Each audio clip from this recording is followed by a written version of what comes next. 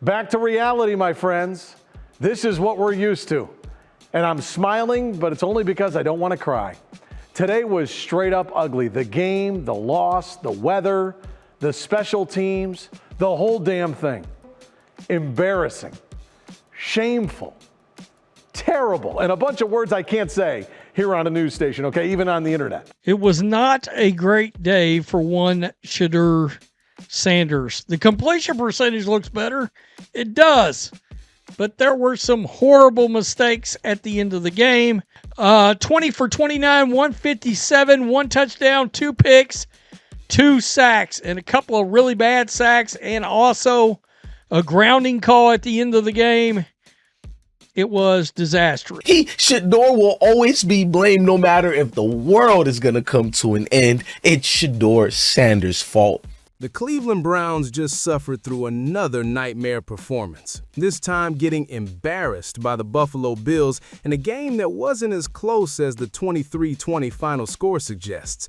But forget the final numbers for a second. This game will be remembered for one thing and one thing only: Shedeur Sanders' complete and utter meltdown in the fourth quarter that turned a competitive contest into a cautionary tale about rookie quarterbacks cracking under pressure. I feel bad because I do it, but yeah, truthfully, yeah, it hurts. It hurts. The Cleveland Browns just handed us another masterclass in how to snatch defeat from the jaws of opportunity. And at the center of this absolute train wreck, rookie quarterback Shedeur Sanders, who looked like a Heisman candidate for 3 quarters before morphing into a fourth quarter catastrophe that'll haunt Cleveland's playoff dreams for weeks to come. This wasn't just a loss. This was an organizational failure wrapped in a rookie meltdown, topped with predictable play calling and served with a side of offensive line incompetence. The final score? Bills 23, Browns 20. But the real story? How a game that felt winnable turned into a fourth quarter nightmare that exposed every single crack in Cleveland's foundation. Let's talk about what actually happened at First Energy Stadium, because the box score doesn't tell you half the story. 20 for 29, 157, 1 touchdown, 2 picks, 2 sacks, and a couple of really bad sacks, and also a grounding call at the end of the game. It was disastrous. Shedeur Sanders started this game looking like the future, confident, surgical, poised beyond his years. He opened up 5 for 5 with 58 yards, capping it off with a beautiful 15-yard touchdown strike to rookie tight end Harold Fanning. The Browns were rolling. The offense looked functional. For a brief, shining moment, Cleveland fans thought they might actually have something here. But football is a 60-minute game, and Shedeur Sanders just gave us a painful reminder that rookie quarterbacks, no matter how talented, are still learning on the fly in the most unforgiving league in professional sports. The fourth quarter arrived like a wrecking ball, with 5 minutes and 15 seconds left, and the Browns down, but still very much in this game. Everything that could go wrong did go wrong. 4th and 2. A crucial moment, win or go home territory. And what happens? The blind side protection collapses like a house of cards, and Shedeur gets absolutely demolished. And this has been the knock on Shedeur. Not getting rid of the ball, and it happened, I got to tell you, I know for a fact it happened twice. From this point on, from that point, it happened one more time, and then he got a grounding call against him. Now, here's where the debate gets spicy. Was this entirely on Shedeur, or is Cleveland's offensive line so catastrophically bad that even Patrick Mahomes would have looked pedestrian behind this unit? The truth, as always, lives somewhere in the messy middle. Yes, Shedeur held on to the ball too long. Yes, he took sacks he shouldn't have taken. Yes, in crucial moments when the game was on the line, he failed to execute. But let's pump the brakes on the Shedeur is a bust narratives already flooding social media, because this offensive line is pure, unfiltered garbage. We're talking about a unit that commits holding penalties at the worst possible times, a unit that gets pancaked on 4th down when the season is on the line, a unit that forces their rookie quarterback to play hero ball because they can't give him more than 2 seconds in the pocket. You got to throw the ball away, you know? You got to. Don't take a sack, whatever it is, you know? Get rid of the ball. But Shedeur's struggles in the 4th quarter went beyond just the offensive line. This was decision-making under pressure. This was a rookie trying to do too much. This was the weight of an entire franchise's playoff hopes crushing down on a 22-year-old kid who's still figuring out NFL speed. The interceptions tell the story.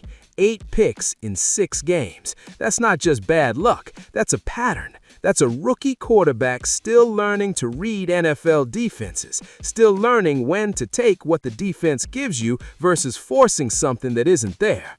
And then there's the Quinshon Judkins situation.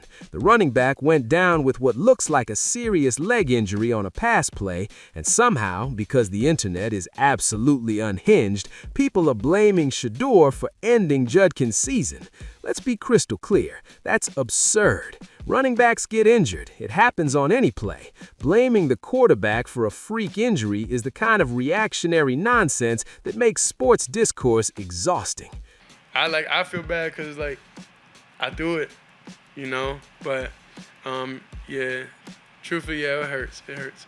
That's Shedeur taking ownership. That's a rookie quarterback showing the kind of accountability that veteran players sometimes lack. He's not deflecting. He's not making excuses. He's hurting because his teammate went down, and he feels responsible even though logic says he shouldn't. But let's zoom out for a second and talk about the elephant in the room. Kevin Stefanski's play calling. The Browns head coach has somehow won Coach of the Year twice, and yet consistently calls games like he's terrified of his own offense. Conservative to a fault. Predictable when unpredictability is needed most. Red zone trips that end in field goals instead of touchdowns. 4th and 2 with the game on the line, and the play call puts maximum pressure on a rookie quarterback behind a porous offensive line. That's not maximizing your talent. That's setting your young quarterback up to fail and then wondering why things went sideways. The Browns' defense actually showed up in the second half. After getting torched by James Cook, who ran for 117 yards and 2 touchdowns like he was running through traffic cones, the defense clamped down. They gave Shedeur and the offense multiple chances to win this game. They held Josh Allen in check after he tweaked his ankle. This was winnable. But here's the harsh reality. Shedeur Sanders couldn't deliver when it mattered most. And in the NFL, that's ultimately what separates franchise quarterbacks from journeymen. Can you win games in the 4th quarter? Can you elevate your team when everything is falling apart around you? Can you make the throw when your season depends on it?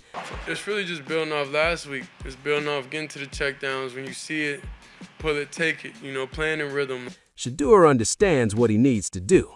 He's talking about taking what the defense gives you, playing within the system, not trying to be Superman on every snap.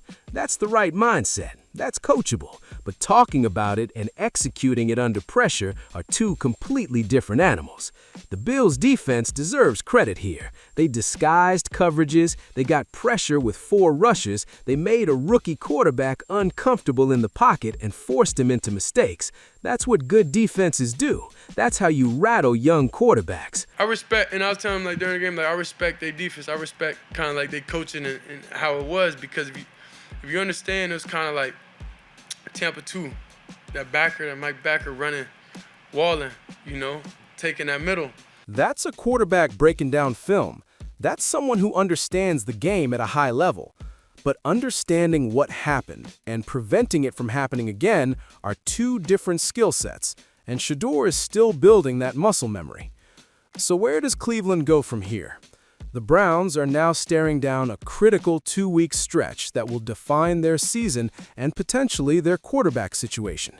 Because make no mistake, If Shedeur continues to struggle, if the turnovers keep piling up, if the fourth quarter collapses become a pattern rather than an exception, Cleveland's front office will absolutely be looking at quarterbacks in the draft. The narrative around Shedeur is shifting in real time. 3 weeks ago, he was the steal of the draft, the quarterback who could revitalize a franchise, the next generation star who played with swagger and confidence. Now, he's a project. A talented project, sure, but a project nonetheless. And here's the uncomfortable truth that Browns fans need to hear. Rookie quarterbacks struggle. They make mistakes. They throw interceptions at the worst possible times. They hold the ball too long. They take sacks they shouldn't take. This is normal. This is the learning curve. The question is whether Shedeur can accelerate that curve or whether Cleveland's patience will run out before he figures it out. The Josh Allen comparison floats around because Allen is everything Cleveland hopes Shedeur can become.